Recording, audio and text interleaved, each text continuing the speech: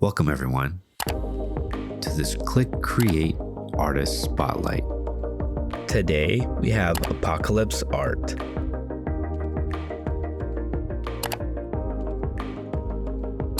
What inspires you to create? Great art inspires me to create. When I was young, I was exposed to art and music of all kinds, and I grew up in a very multicultural city with all kinds of cultures bumping into each other. I've traveled quite a bit, and one thing that's always struck me is that humans create. They express their pathos, they express their joy, their religious fervor, their imagination, their spirituality, and the great art just touches something in me where I think that's one of the best things you can do with your life if you have the possibility, is aspire to make that kind of contribution. So I have found that the aspiration to make great art and to be able to do that with some kind of consistency makes me a better person. It makes me a better dad, husband, citizen, helps me bring my best into the world. And I also think that it's valuable for others, the way that people respond to my art. You know, there's something in it for them. There's something they find meaningful. So that's my job. My job is to help bring meaning into this world. What words describe your artistic style?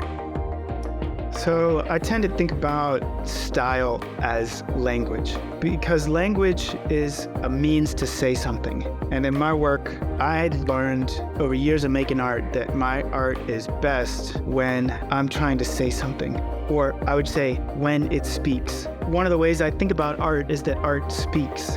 Art is speech. So for me, powerful art always says something. And if it doesn't say something, it might just be decoration, which is fine. But that's a line I draw. So my style or visual language, I tend to think about it as like spirit punk. Part of me definitely resonates with street art and art brut and the punk ethos, the rebellious, gritty ethos of music and art. But I also really resonate with high art and classical art and spiritual themes going back into antiquity. You know, these big questions of humanity. What are we, and what are the animals, and how does it all work? And, you know, what the hell's going on here with this big world that we have? So I try to blend those two things together and come up with some kind of high street spirit punk glitch kind of hybrid. What's next on your artistic journey? The main one is called Influx, and I've been working on that for over 2 years now. We started it 2 years ago this month. When I say me, it's me at the head of the studio, but I also have assistants. My 2 daughters have assisted from time to time, and one of their friends came in and did some work on it. So it's a project of 333 one-of-ones that are all connected in a story. And the story is somewhat loose and somewhat large and open-ended. It's going to ask for the participation of the collectors and the audience in telling the story and finding the story and figuring it out. And a certain amount of those will be physicals that can be collected. We haven't figured out all the details, but we're actually going to start teasing that very soon, including with this drop with ClickCreate. What were your goals for this ClickCreate edition?